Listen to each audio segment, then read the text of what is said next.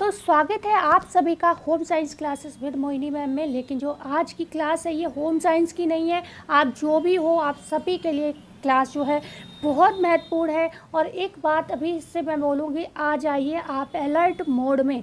Alert mode का मतलब, ठीक है, अलर्ट मोड का मतलब ये है कि आपके लिए एलटी ग्रेड का मौका मिल सकता है, जीआईसी का मौका मिल सकता है, आपको असिस्टेंट प्रोफेसर बनने का मौका मिलने वाला है, टीजीटी पीजीटी में का मौका मिलने वाला है। आप जो 2,500 की सैलरी पे नौकरी कर रहे हो, आप जो 10,000 की सैलरी पे नौकरी कर रहे हो, 15,000 की सैलरी पे नौकरी कर रहे हो और सुबह 7 बजे भाग कर जा रहे हो, 7:30 बजे भाग कर जा रहे हो, कुछ लोग 5 बजे भी भाग के जा रहे हैं, कुछ लोग 6 बजे भाग कर जा रहे हैं, उससे छुटकारा मिल जाएगा। और मात्र जो आप 5-10 हज़ार की सैलरी के लिए इतना मेहनत कर रहे हो, उसके बाद आप स्कूल में अपने प्रिंसिपल से बेवजह की बातें सुन रहे हो, ठीक है ना, उन सब से छुटकारा मिल जाएगा आपको। क्यों? क्योंकि आपको यहाँ पर सैलरी कम से कम 60-70 हज़ार मिलने वाली है अगर आप यहाँ पर सिलेक्ट हो जाते हो तो 60-70 हज़ार। और यह एक आराम की नौकरी हो जाती। काम तो आपको करना पड़ेगा भाई, थोड़ा बहुत, भले ही पढ़ाने का कम मिले सरकारी स्कूल में, लेकिन ऊपरी लोड होता है। लेकिन आपको इसमें समय उस प्राइवेट स्कूल से ज़्यादा मिलेगा जहाँ आप 5-10 हज़ार की सैलरी के लिए सुबह भागते हुए जाते हो और शाम को 5 बजे घर वापस लौट के आते हो। और कई स्कूल कॉलेज तो 5 बजे ही बंद होते हैं, तो आप 6-7 बजे तक घर आते हो, ठीक है। तो अगर आपको इन सब चीज़ों से छुटकारा पाना है और यूपी टीजीटी पीजीटी के लिए पीजीटी के लिए आपकी सही स्ट्रेटजी रणनीति क्या होनी चाहिए, इन सभी बातों को जानना चाहते हो तो हमारे वीडियो को आज ही सब्सक्राइब करें, शेयर और कमेंट ज़रूर करें। क्योंकि आपकी मेहनत बढ़े, इसलिए मोटिवेशन के लिए हम आपको वीडियोस ला रहे हैं। लेकिन आप हमारा मोटिवेशन बनाए रखने के लिए हमारे चैनल को शेयर करें, सपोर्ट करें, सब्सक्राइब करें और लाइक अवश्य करें। कुछ ना करें तो आज की वीडियो को लाइक और सब्सक्राइब जरूर करें और हो सके तो छोटू सा प्यारा सा कमेंट करें। तो आज की क्लास में सबसे पहले तो सही रणनीति क्या होनी चाहिए इस पे बात करेंगे, ठीक है। और आपका एग्ज़ाम कब तक होगा, कौन सा होगा, इस पर बात करेंगे। तो चलो भाई, एक लाइन कहूँगी, उस मोड़ से भी हम गुजरे हैं जिस मोड़ पर सब लुट जाता है, तो दोबारा हमारी ज़िंदगी में कुछ लुटे नहीं। कभी हम ऐसे मोड़ से ना गुजरें जहाँ पर हम छोटे छोटे खर्चों के लिए परेशान होते हैं, छोटी छोटी अपनी घर में जो छोटी छोटी हमें आवश्यकताएं होती हैं उनके लिए हम परेशान होते हैं। हम दूसरों पर छोटी छोटी चीज़ों को डिपेंड होते हैं। बहुत से फॉर्म हम इसलिए नहीं भरते हैं क्योंकि हमें पता है कि वो फॉर्म इतना महंगा है और पहले ही घर में बहुत सारे हम अपनी पढ़ाई पर पैसे खर्च कर चुके हैं, ठीक है। तो इन सब चीज़ों से बचने के लिए आज आप हमारी वीडियो पूरी देखिएगा और अगर अच्छी लगे तो बस वही बात कहूँगी, वीडियो को छोड़िएगा बिल्कुल मत, ठीक है, बिल्कुल छोड़िएगा मत। आप लोग वीडियो को छोड़ते हो, ये काम आज की वीडियो में मत करना। भले ही आप कल की मेरी वीडियो बिल्कुल मत देखना, पर आज की वीडियो छोड़ना मत, क्योंकि ये आपको मोटिवेशन देके जाएगी। आप जो पढ़ते हो ना, आपकी जो लर्निंग है उसको ये कम से कम मैं मानती हूँ कि अगर आप 20% अपने मन से मोटिवेट हो तो 80% ये वीडियो आपको मोटिवेट कर देगी। 100% मोटिवेशन का मतलब ये है कि आप अच्छे से तैयारी कर पाओगे, ठीक है। आपको आगे बढ़ने में ये वीडियो जरूर सफलता देगी। तो इस वीडियो को प्लीज़ आप छोड़िएगा बिल्कुल मत, क्योंकि बस एक वीडियो से ऐसा नहीं है कि मैं बहुत फेमस हो जाऊंगी, पॉपुलर हो जाऊंगी, पर मुझे मालूम है अगर आपने ये वीडियो एंड तक नहीं देखी तो आप बहुत कुछ मिस कर जाओगे, ठीक। तो हम बात है वो किस तरीके की करने वाले हैं। तो एक तो आपके जो क्वेश्चन थे उनके ऊपर डिपेंड होगी, दूसरा कुछ मेरा व्यू होगा। क्यों? क्योंकि आप लोग जिस मोड में चल रहे हैं, पढ़ाई जिस मोड पे आप कर रहे हो ना, इस मोड पर जो है सिलेक्शन जो है आपका हो सकता है आप चूक जाओ थोड़ा इस बार भी। लेकिन अगर इस बार चूके तो पता नहीं आपको फिर कब मौका मिले। तो इस बार चूकना नहीं है। सीट कम है ज़्यादा है फ़र्क बिल्कुल पड़ता नहीं है। आपको आपकी अपनी एक सीट हासिल करनी है बस, इसके बाद सही बात से कोई फ़र्क हमें नहीं पड़ता, ठीक है। तो यहाँ पर आज बात यही होगी कि हमें किस तरीके से तैयारी करनी है, जो कि हमारी स्ट्रेटजी क्या होनी चाहिए, कैसे हम अपना कोर्स कंप्लीट करें, अपना सिलेबस कंप्लीट करें, कैसे रिवीजन करें, कैसे सिलेक्शन लें, ये सारी चीज़ें आज जो है इस क्लास में आपको देखने को, सुनने को और समझने को मिलेंगी। प्रश्न था मोनिका जी का कि मैम एक सही स्ट्रेटजी बताइए कि तैयारी कैसे की जाए, टीजीटी पीजीटी में सिलेक्शन जो है आप कैसे लें। देखो टीजीटी पीजीटी में सिलेक्शन की अगर बात है तो तैयारी सच बताऊं पीजीटी का थोड़ा सा सिलेबस ज़्यादा है, टीजीटी का बहुत ज़्यादा सिलेबस नहीं है। मैं ये अब अपने एक्सपीरियंस से बोल रही हूँ, जब मैंने चीज़ों को पढ़ा है तब बोल रही हूँ।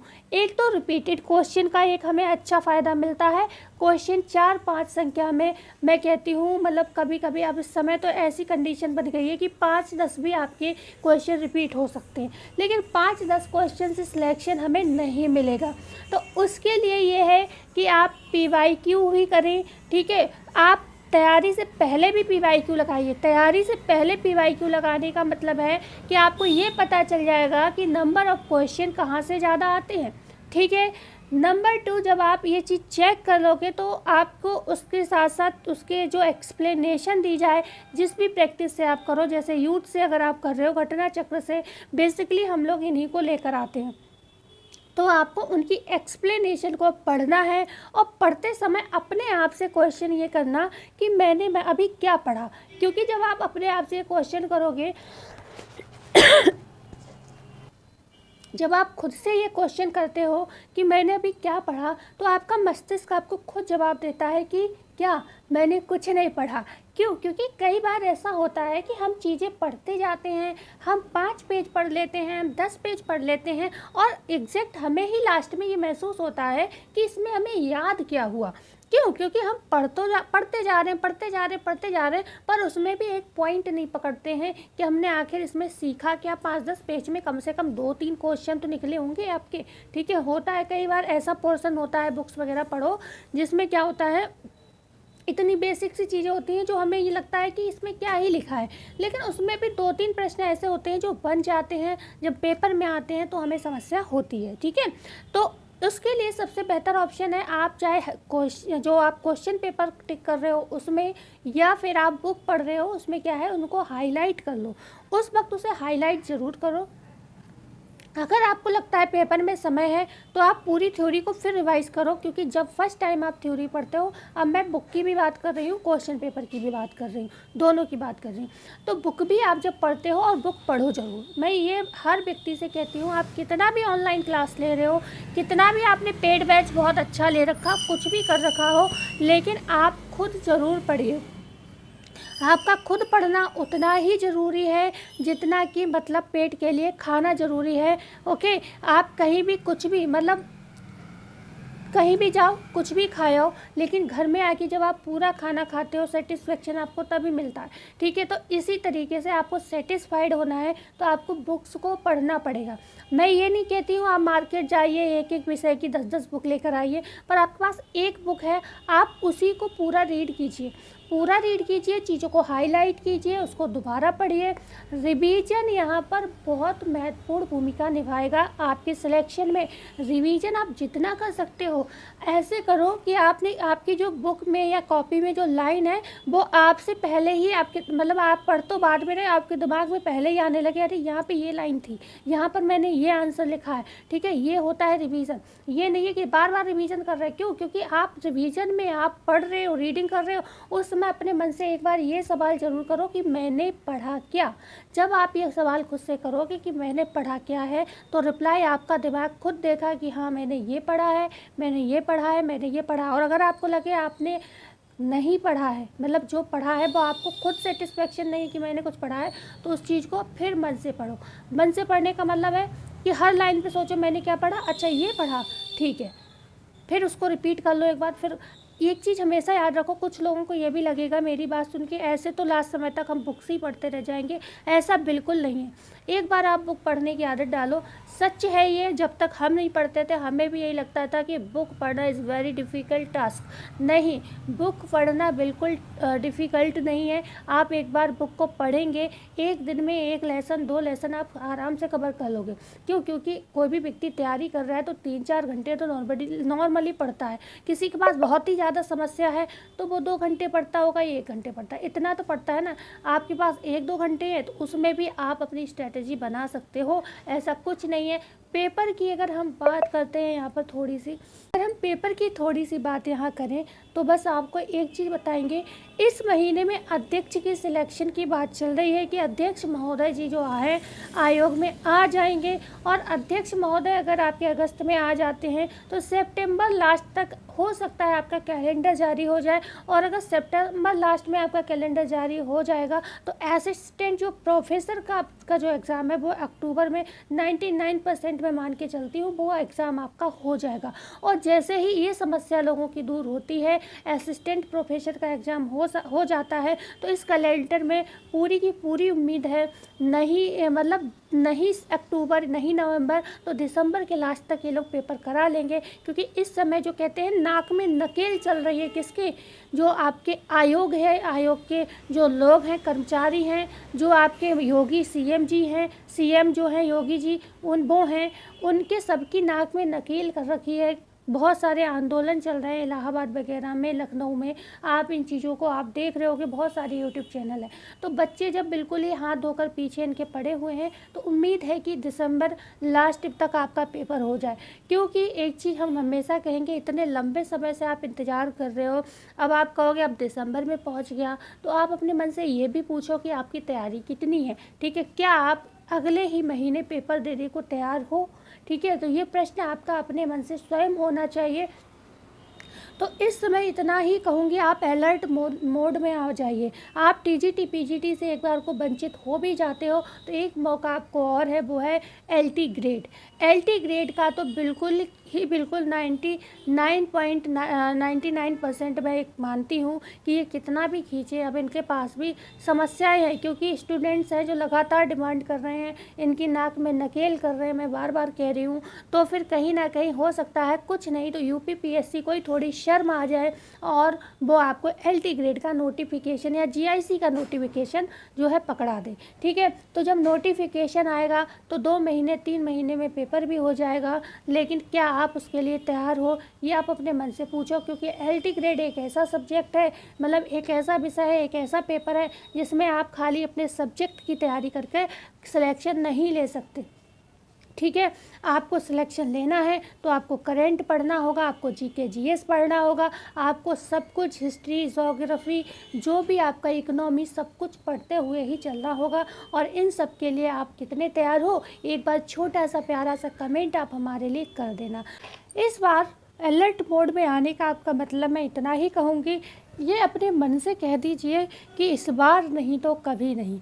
अगर इस बार चूके फिर मौका, एक बात बताओ, 21 से 22 से इंतज़ार करते करते आज हम 24 में बैठे हैं, ना जाने कितने लोग ओवर एज होने की कगार पर होंगे। ठीक है, तो आप खुद समझो कि क्या आपको फिर से मौका इतनी जल्दी मिल जाएगा, है ना। एक पेपर कराने के लिए हम इतनी साल से जूझ रहे हैं, तो जो इसका अभी कोई मतलब और छोरी नहीं, उस पेपर को हमें कितना इंतज़ार करना पड़ेगा ये भी आप समझ सकते हो। ये छोटी सी बात है, कोई बड़ी बात नहीं है। तो इतना अलर्ट हो जाइए आप हर क्षेत्र में। आज से ही आप मेरा बात मानिए, कहीं ना कहीं आप करेंट अफेयर के लिए थोड़ा स्ट्रेटजी बनाइए अपनी। ठीक है, स्ट्रेटजी की मेन जो बात थी, मोनिका जी का जो सवाल था वो ज़रूर आज थोड़ा भटक गया। उस पर जो हमारी बात करनी थी, हालांकि कई बार हमने आपको बता भी दिया भाई सबसे ज़्यादा क्या इंपॉर्टेंट है। पहले पीवाईक्यू पढ़ो, उसके बाद पीवाईक्यू कहाँ से आए हैं उस बेस पर आप जो है अपनी थ्योरी क्लास को पढ़ो, चाहे आपने कहीं से पेड बैच ले रखा उसको पढ़ो। और उसको पढ़ते हुए भी आप थोड़ा बुक, जो भी आप पेड बैच में पढ़ रहे हो उस चीज़ को वहाँ तो पढ़ो, साथ ही साथ उसको बुक में भी पढ़ो कि वहाँ से आपने क्या सीखा। रही बची जो चीज़ें रह जाएंगी, टीचर नहीं समझ आपको बता पाया, वो चीज़ आप खुद बुक में पढ़ोगे तो आपकी डबल नॉलेज बढ़ेगी। ठीक है, एक तो ये चीज़ हो गई। दूसरा, उस टॉपिक को पूरा कंप्लीट करने के बाद अगर आप खुद से एमसीक्यूज़ बना सकते हो तो खुद से एमसीक्यूज़ बनाओ। ठीक है, और दूसरी बात है, अगर आप खुद से एमसीक्यूज़ नहीं बना सकते हो तो फिर से वो नहीं पीवाईक्यू को अब बिल्कुल आपको नकल नहीं करनी, क्योंकि आप पीवाईक्यू पहले भी देख चुके हो तैयारी से, फिर आपने थ्योरी को पढ़ा। अब आपको क्या करना है, क्वेश्चन को पढ़ना है और आंसर अपने मन से आपको 125 का एक सेट लगाना है। 125 प्रश्न आते हैं टीजीटी पीजीटी में, एक पूरा सेट लगाना है। उस समय क्या होगा, जब आप सेट लगाओगे तो सेट लगाने से आपको ये फ़ायदा होगा कि आपके कितने क्वेश्चन सही हुए उनको चेक करो। उनको चेक करने के बाद आपको ये देखना है कि भाई कितने क्वेश्चन जो है आपके सही जा रहे हैं। अगर आप अगर फर्स्ट टाइम में भी आप 90 से ऊपर स्कोर कर रहे हो, मान लो आप प्रैक्टिस अब लगा रहे हो, अभी नई तैयारी है आपकी, तो आपने स्टार्टिंग में क्या आपके 80 भी जाएंगे, 70 भी जाएंगे, धीरे धीरे आपका ये चीज़ बढ़ना चाहिए, कम नहीं होना चाहिए। ठीक है, आपने मान लो पहली बार लगाया 75 ही सही गया, अब आपको मन में निराशा होगी कि अरे इतनी मेहनत की मैंने, 75 ही प्रश्न सही हुए। वो प्रैक्टिस में हो रहे हैं आपके, ठीक है, क्योंकि आपकी समझ विकसित नहीं हो पाई है। लेकिन जब आप उस प्रैक्टिस को करोगे तो दूसरा जब सॉल्व करोगे तो अगर उससे डिफ़िकल्ट नहीं होगा, उसी लेवल का पेपर आपका होगा दूसरा वाला जो आपने सॉल्व किया है पहले, तो उसमें ज़रूर आपके 70 से 75 तो आराम से प्रश्न सही होंगे, या फिर 80 तक आप जा सकते हो। ठीक है, उसके बाद आप फिर तीसरा लगाओगे तो उसमें भी 2-3 प्रश्न सुधार होंगे। जैसे जैसे आप प्रैक्टिस करते जाओगे आप एक समय ऐसा भी आएगा देखोगे कि 100 से ऊपर आप चले जाओगे। अब जब आप 100 से ऊपर चले जाते हो तो भी आपको थोड़ी स्पीड और इन्हेंस करनी होगी। क्या करना होगा, आपको फिर उस चीज़ को रिवाइज़ करना होगा और देन आप फिर प्रैक्टिस करोगे तो आप देखोगे आपके प्रश्न कम से कम 125 में 120, 115 सही होने लगेंगे। ये मेरी गारंटी है, अगर आपने जो चीज़ मैंने कहा उसको फॉलो किया। ऐसा नहीं है कि आपके 100 सही हो गए तो बहुत खुशी की बात है, बिल्कुल भी खुशी की बात ये नहीं है, अच्छी बात है पर खुशी की बात नहीं है, क्योंकि 100 नंबर तक भी आज के समय में सिलेक्शन लेना मुश्किल हो जाएगा, क्योंकि बहुत धुरंधर बच्चे बैठे हुए हैं। ठीक है ना, तो आप ये मान के रखो कि मुझे 125, कॉन्फिडेंस नहीं, ओवर कॉन्फिडेंस में नहीं, मन से आपको ये सोचना है कि मुझे 125 प्रश्न सही करने हैं। जब आप 125 का टारगेट लेके चलोगे, 125 प्रश्न आते हैं तो मैं मानती हूँ 115, 120 आपके वहाँ सही जा सकते हैं। अगर आपने पहले ही मान लिया है कि हमें 115 भगवान मेरे सही हो जाए, इतनी मेहनत हो जाए मुझसे, तो आप मान के चलो अगर 100 प्रश्न ही आपके मुश्किल से सही हो पाएंगे। और अगर जैसे ही 100 से आप एक नंबर भी पीछे जाते हो तो आप सिलेक्शन से बिल्कुल बाहर हो जाओगे टीजीटी पीजीटी में, क्योंकि आप जानते हो 110, 115 प्रश्न जो है नॉर्मल लोग कर जाते हैं जो थोड़ी भी अच्छी तैयारी करते हैं।